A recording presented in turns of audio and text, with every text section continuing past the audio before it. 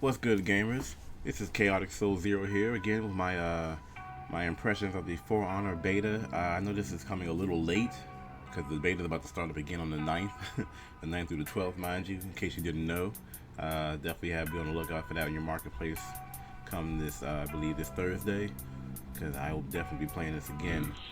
Um, a little information about the game. It's another Ubisoft title.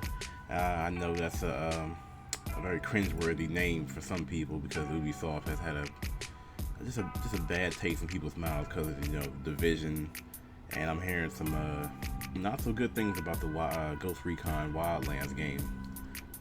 There was a beta for that last weekend which I couldn't get access to.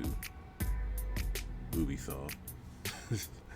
Well, it's cool. It's whatever. I watched enough of it on Twitch, and looking at it, people have been saying it looks like Division Part 2 in the jungle. And looking at it, that's exactly what it looks like. I want to withhold complete judgment on it until I can actually play it myself. That's what you got to do nowadays anyway. You can't, take everybody's word, too hard. Take it with a grain of salt. Okay. Update. All right.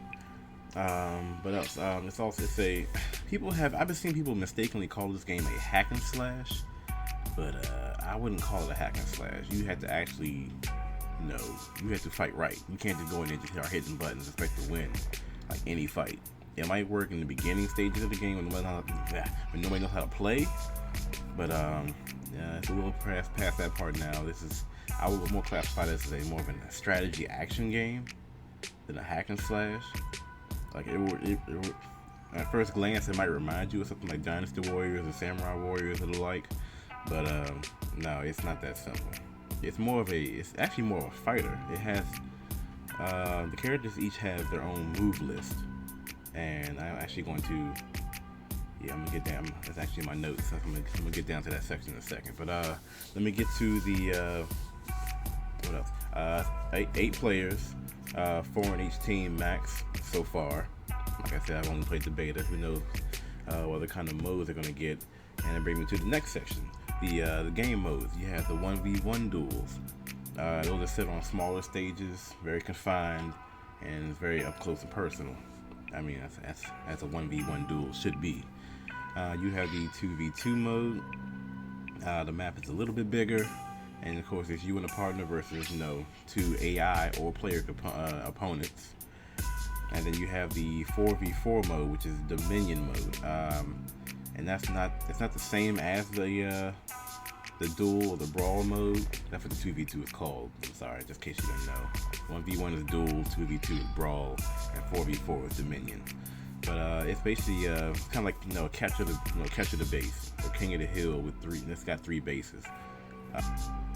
So far we have, at least in the beta, access to 9 characters, 3 for each. The Vikings, Knights, and Samurai. Speaking of which, Team Samurai, for anybody that's going to play the beta or the game, join the cause. And right now, 3 boards. There's 3 boards for the Dominion mode. The duel and the brawl mode, I didn't actually count those boards. I want to say that they're basically pieces of the other maps, just broken down to smaller pieces. So I didn't actually get a chance to count those. And there's also some specialized locations that aren't actually in the main bigger mode. So either way, it's some of the boards have hazards, like you can fall down like a cliff or a ladder. Some of the brawl modes and 1v1 modes, they got geysers that do damage to you. It's pretty cool. It's pretty cool. What else we got? Alright, now we're gonna get to the pros and cons section. I'm gonna do the pros first. I do want to touch on something in the cons that's a little irksome to me and a few other people as well. So I'm gonna do that last. Pros: the fighting is fun as hell. Some people can comparing it to Bushido Blade. Sadly, I've never played it, so I can't really say the comparison to that. How to explain that to you all, but essentially you have 3 directions. You can attack top, left, and right. and you have light and strong attacks. And like I said, each character has their own move sets. Like the Nobushi, the character that I prefer to use the most. She has a basic 3-hit combo, and if you hit that third hit, it does bleeding damage to your opponent where they steadily lose health over a certain amount of time. So every character is different. I believe the Peacekeeper also has the bleed effect. It basically gives every character their own unique feel, so no character feels like another one. No matter what, even if the combos were exactly the same, no character actually feels like the same character because of their movesets and their different abilities. The characters are also customizable, from basically everything they're wearing to their weapons. So you could change the headpiece, the armor, and even if you have, I forgot to explain this, your weapons and armor have stats. Now the stats only work in Dominion. 1v1 and 2v2 stats are disabled, but your clothes and weapons can be seen as aesthetics. It's just for the look. But you can change the look of a piece that you want that has better stats than another piece that you have, but only as long as you have that other piece. If that makes any sense. Basically, you don't dismantle everything. What I try to do is keep like one of each style. So if I want to change the style of what I have equipped to another style, I can do that. It costs about 100 steel, which is pretty much the game currency you win after you finish a game. But yeah, it's pretty nice. It's basically no character. Also, while no hero plays like another hero, no two heroes in this game are gonna look exactly the same. It's almost no way possible you're gonna find somebody that customized their character exactly like you did. And I like that. I like walking around. I played on a team of characters look exactly the same, not exactly the same. They picked the exact same character I picked, but everything was different, from the spear to the clothes we used to the emblem on the shoulder, or even the emblem that you created. That's unique. I actually saw somebody that made it was like the Uchiha symbol from Naruto, and I was like, damn, why not think of that? You crafty bastards. What else? There are custom loadouts. Granted, I didn't know about this till like day 2 going into day 3 of the beta, because I played it from Friday into like 5 o'clock Saturday in the morning, because that was my night off, so I couldn't put that game down. I didn't want to go to bed, but I knew I had to, so that kind of slowed me down a little bit.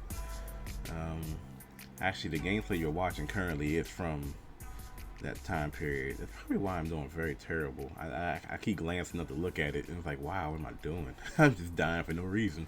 But yeah, there's custom loadouts. So if you want to customize your character for, I don't know. I don't know. Can you see the map? I never looked at that. I can't tell if you can see the map before you start, because certain maps I play differently. If you want to, like the bridge level, you don't have to run as far, so your sprint speed might not be something you require. But for the bigger maps, like the gate, you might want to get a little sprint speed so you can run around the back and attack one of the bases. It basically gives you an option. It gives you an option to customize your character to that particular level. Or if you want to go into 1v1 with a certain look, or if you're 2v2 with a certain look, you can do that. I mean, you have the option too. So custom loadouts, that's a great thing. One of the positives is there's no pay to win mechanic so far. I have not seen a single actual microtransaction. I don't think so. I don't think I have. I mean, you can tell me in the comments if I missed something. I didn't see an option where you could spend real money to, get better equipment. You have to actually, as far as I know, you have to actually play the game, do well at the game to get better equipment. It isn't like I'm gonna drop this 20 and get the best armor and stuff in the game and just slash my way through these noobs. It's not gonna be. I hope it's not gonna be like that. Please don't be like that. Please, Ubisoft. Please don't do this. Anyway, and the final pro I want to bring to the table is the gameplay is nearly infinite. Like, the gameplay will not stop as long as there's a customer base, as long as the people playing the game, there's replay value out the ass. The map is separated into three sectors. You know, the Knights, Vikings, and the Samurai each have their own sectors. When the beta started, I believe it's 60 total. 60 total. So it's 20 little pieces of the map are separated for each. And they have this thing, it's basically a war going on. The faction that is winning the most games in a certain game mode, they take over more and more pieces of land. So at the same time, while they're taking land, you got to fight and defend your own land, and it recycles every 6 hours. I believe it's 6 or 7. I want to say it's 6. Every 6 hours, the counter resets, and then it shows you exactly how your faction did over the course of the last 6 hours. And at one point, I believe in the first day of the beta, the Samurai were kicking ass. We had 28. We had pushed the Vikings into their little corner, pushed the Knights into their little corner. I was like, cool, we good. I went to work. I came back home. They had 32 territories. Like, we were down to like less than like almost like 15, 13 around each for the Knights and the Samurai. I'm like, yo, what the hell's going on here? So here I am, trying to fight for my cause, trying to bring our sectors back. We're choosing what modes to play based on, it shows you, let me see if I can get like a little bit of something in this screen I can show you exactly what I'm talking about, where it will show you exactly how much control you have over a certain piece of land. Like if all three factions are fighting, they'll have a little bar that has all three colors. Text to me. Okay, not important. I'll have all three colors and show a percentage of who's winning that particular section. So what you got to do is keep putting down your war assets after every fight, and it helps you to either attack or defend a sector. And like I said, it goes on forever. Like, I'm not sure what happens when that particular season is over. I believe they have war seasons or something like that. Like I said, I wish I had the game in front of me right now to actually play it. I really can't wait to play this beta again. I'm waiting 2 more days. Like, I'm counting down. I'm more excited for this than anything else this year right now, sadly. Okay, now we're gonna get to the cons. I really hate talking about cons, but they're there. They are there. There were a lot of server issues. A lot of times where the game will either freeze because somebody's either losing their connection or it's kicking you out the game. It'll either kick you out, it'll kick like a partner out, or just basically kick everybody out the game. The game will just end. I'm like, Ubisoft, y'all ain't got this down yet. Y'all ain't fixed these servers. Y'all have so many. They have so many multiplayer games. They got the Rainbow Six. They got the Ghost Recon. They got it's not really working. Not really popular right now. They got Splinter Cell. They got Assassin's Creed Unity. They got that. All these online games that they've had their hands in. They could have learned how to make a proper network infrastructure, and they have not figured out how to do it. Granted, I know it's a beta, but come on now. This is something I actually wanted to put in my pros and cons section. There's a steep learning curve. I believe I touched on that at the beginning. It's not a hack and slash. There's a steep learning curve. You go in there swinging around and messing around, lose out all your stamina, and can't fight back anymore. You will die. You will die over and over and over again. But at the same time, it's a good thing. It's a good thing because it does allow you to, I guess, weed out the people that don't actually want to get into the game, don't want to play it.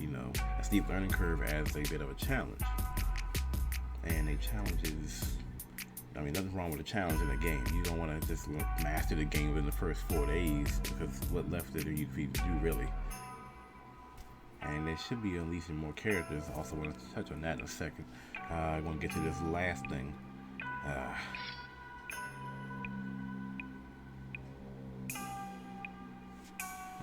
The game requires that you always stay online.